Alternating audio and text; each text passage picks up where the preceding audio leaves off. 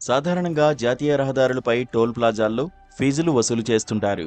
ఇవి అన్ని 4-వీలర్ వాహనాలకు వర్తిస్తుంది. కానీ 2-వీలర్స్ కు మాత్రం ఈ రూల్ లేదు. కానీ ఇటీవల సోషల్ మీడియాలో ఒక ప్రచారం జరుగుతోంది. అదే త్వరలో 2-వీలర్స్ కూడా టోల్ ఫీజు వసూలు చేయనున్నారని.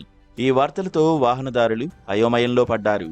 ఈ క్రమంలోనే తాజాగా కేంద్రం ఈ వార్తలపై స్పందించింది, క్లారిటీ ఇచ్చింది. 2-వీలర్స్ కు టోల్ ఫీజు వసూలు చేయడంపై వచ్చే న్యూస్ను ఖండించింది.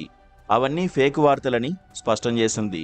టోల్ వసూలు ప్రతిపాదన ఏదీ పరిశీలనలో లేదని పేర్కొంది. భారత ప్రభుత్వం ద్విచక్ర వాహనాలపై టోల్ వసూలు చేయాలని యోచిస్తున్నట్లు కొన్ని మీడియా సంస్థలు కథనాలు ప్రచురించాయని, అలాంటి ప్రతిపాదన ఏదీ పరిశీలనలో లేదని NHAI Xలో పేర్కొంది. జాతీయ రహదారులపై ఇప్పటివరకు 4-వీలర్స్, ఇతర పెద్ద వాహనాలకు మాత్రమే టోల్ ఫీజు వసూలు చేస్తున్నారు. దీంతో ద్విచక్ర వాహనాలు, 3 చక్రాల ఆటోలు టోల్ కట్టకుండానే జాతీయ రహదారులపై ప్రయాణిస్తున్నాయి.